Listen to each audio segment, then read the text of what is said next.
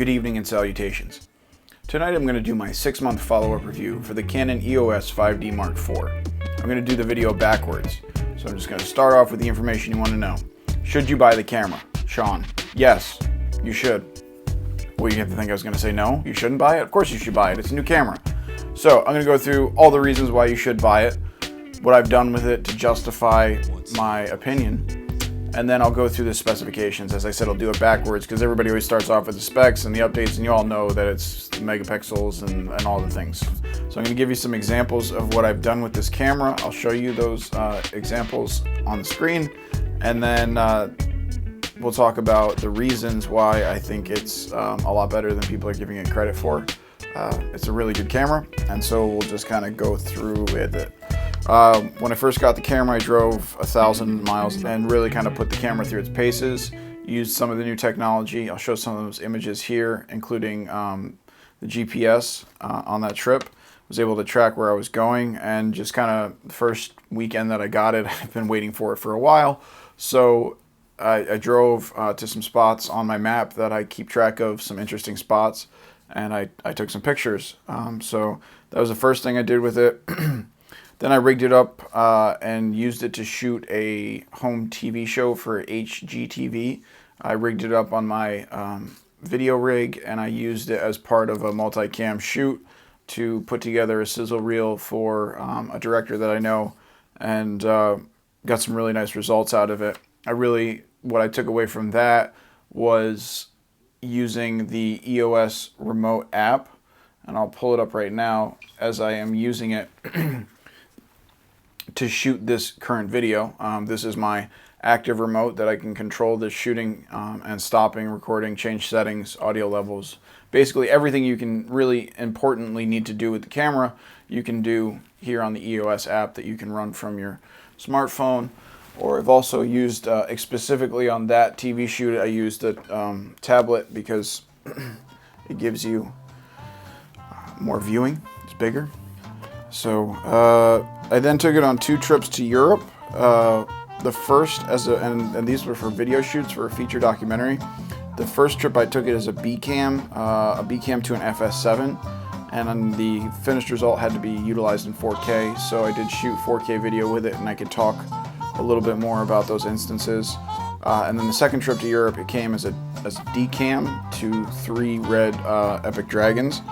And we used it in certain situations there, so I can talk about, I guess, that as well. And I'll talk about the situations in which I needed it real world, and then the benefits of having the new technology in the 5D Mark IV. So I said the first one on the drive I had GPS, so right now I'll show you my map from Lightroom. The stars that correlate to the shots, and if you zoom in you can see a number of pictures. You'll see the stars spread out a little bit, and then you'll see those pictures you actually took in those locations.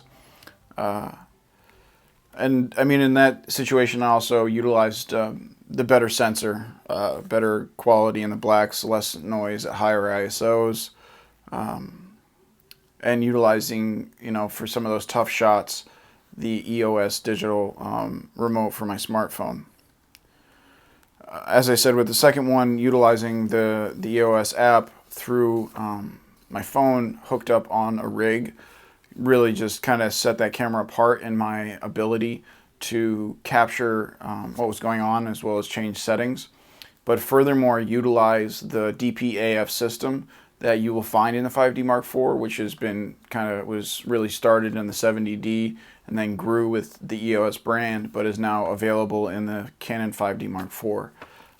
The DPAF dual pixel autofocus system is second to none. Utilizing 1 or even 2 subjects or more, the camera is able to, and is doing so right now, utilize automatic focus using facial recognition technology. So I'm not sure I'm going to try to zoom in right now, but you can see there's a box around my face.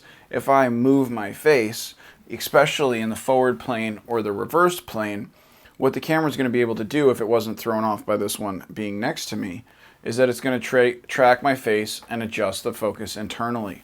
And having that as a single operator storyteller in a lot of situations, especially shooting vlogs or videos for this YouTube channel, makes it priceless, that I don't have to worry about setting focus and then losing it or having even a wonk effect.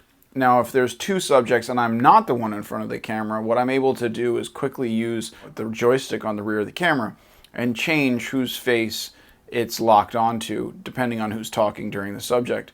This works especially well in a two-subject depth of frame situation where you're going to achieve a rack focus, zooming back and forth between the two faces. So having this technology available with the Canon 5D Mark III, but now Mark IV full-frame sensor, is setting this camera above just a 5D Mark III. Now, earlier on I talked about some of the people who would benefit from buying this camera. Some of the people that wouldn't benefit from buying this camera are people that already own a Canon 5D SR, DS, whatever, even a 5D Mark III or another full-frame camera like a Sony A7R Mark II. In a lot of situations, those can offer you better versatility and you already own that full-frame camera, so there's not really a viable reason for you to kind of take a look at the 5D Mark IV. But if you're coming from where I did with a 70D and you were waiting to transfer over to that full-frame sensor, the 5D Mark IV is a great opportunity because it can save you money on other places, basically is what it comes down to. So you're going to spend more on the body initially, but because of your higher ISO capabilities, you can get away with an f4L lens as opposed to 2.8. So if you're looking at a 16-35, then you could potentially benefit from getting, which I specifically did, I saved about $1,000 by being able to get a 16-35 f4 that also has image stabilization since I shoot video, and at the same time also has a 77mm filter ring that you'll find in your standard 24-105 kit lens that basically anybody who's transferring over from a crop sensor to a full frame normally buy before they transfer over to the full frame body, which is the case with myself and a lot of other photographers. Okay, the trips to Europe. So the first one, I was carrying with me a Sony FS7 as my A cam, and then my B cam was my Canon 5D Mark IV. I was able to get into some tight situations and capture some really nice footage that you wouldn't typically be able to capture with, say, a Red or an FS7. So my setup was I put the FS7 on sticks, and then with the 5D Mark IV, I kept it slung over my shoulder, and as he came down the stairs with his entourage, I was able to get very close, and with the 16-35 f4, get close and wide with image stabilization, and in a low light situation have a higher ISO, I think I was at 3200, and still get a professional looking shot that was really unmatched and wouldn't have been capable had I been trying to lug the FS7 or, God forbid, a Red. Because there's just so much that goes into it and so much bigger. The FS7 more so than the Red, of course, but it was really helpful to be able to get into that tight situation, get the shot. I wanted to report back to the team that had sent me, so with the technology that's found in the 5D Mark IV, I was able to, from the 4K video that I was shooting, export a still frame, send it to my phone wirelessly, edit the photo in Lightroom Mobile, and then send the photo back to the team in the United States, and they were able to utilize that picture within about a minute of me actually shooting that video clip. And that's really where the 5D Mark IV is designed differently from the 5D Mark III. You're not going to see an incredible difference in sensor capability.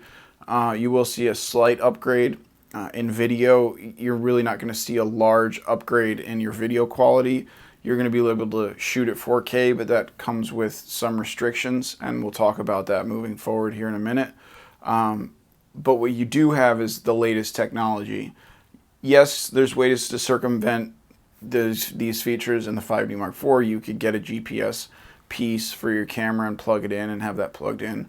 Again, GPS is really not that beneficial to you unless you get lost and you want to figure out where you took that shot, I guess, but generally you're going to remember where you are. And then the Wi-Fi, you could get a Wi-Fi, what is those little cards that are SD cards that are Wi-Fi, and you could transfer images digitally that way.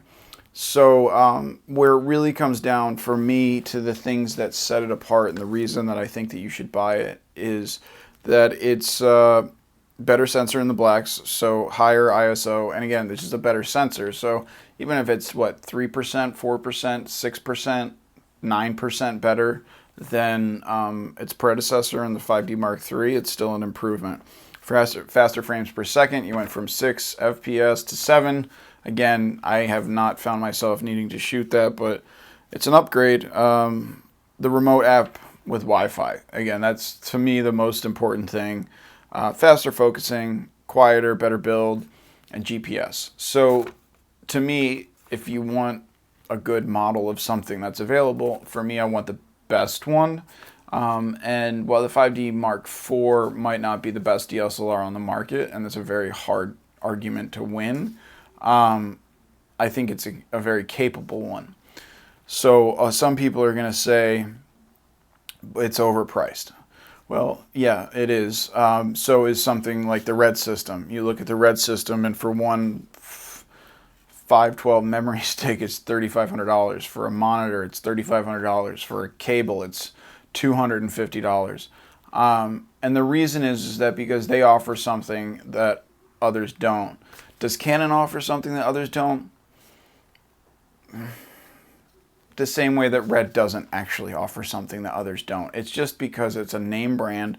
You're paying for the name Red, you're paying for the name Canon, but you're also paying for the history behind them. Red's is pretty short, but it's tested and true. Canon is a tested and true brand. They might not have given everybody everything they wanted in this camera. I think they gave people enough for what they would expect, but at a price tag of what it's at now, $32.99, you can find better deals out there. For a lot of people that are considering and wanting a full frame camera, but might not have the wallet to back it up, you could potentially look at a 5D Mark II for a body probably around, if not less than $1,000.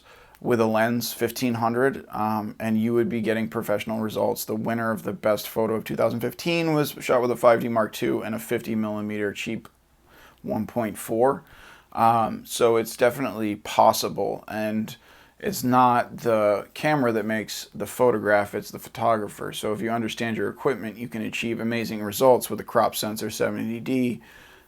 I mean, but if you're getting paid money and your livelihood depends on the images that you produce, then by all means look at upgrading. A couple other things I wanted to say for the photo side, or for the video side of it. So large file sizes in 4K and 4K only. Normal file sizes are totally reasonable, but you can get around that pretty easily with this thing called cards. They're really not that expensive. 256 megabyte and 128, and then I'm shooting on a 128 SD card right now. That's a few $100s in cards, but I can shoot 4 hours of 4K video, and I don't really have to worry about it, because if you're shooting more than 4 hours of 4K video, then you're shooting too much video. So think of that. Next thing is 4K crop.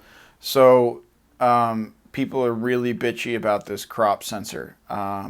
So what that means is that you have a 28 megapixel sensor. Do the math. That's about 7.345 repeating something K, 7K. It's called 7. In order to get 4K from a 7K sensor, you're going to get less image. It's really not that complicated. When you shoot with a Red Epic Dragon at 6K, you get this much image.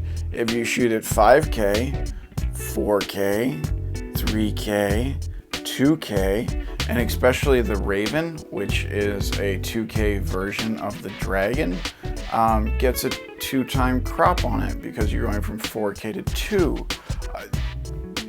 Hey, you know, specs, that's it. So like I said, that's my video, 6-month follow-up on the Canon 5D Mark IV. Talk to you later.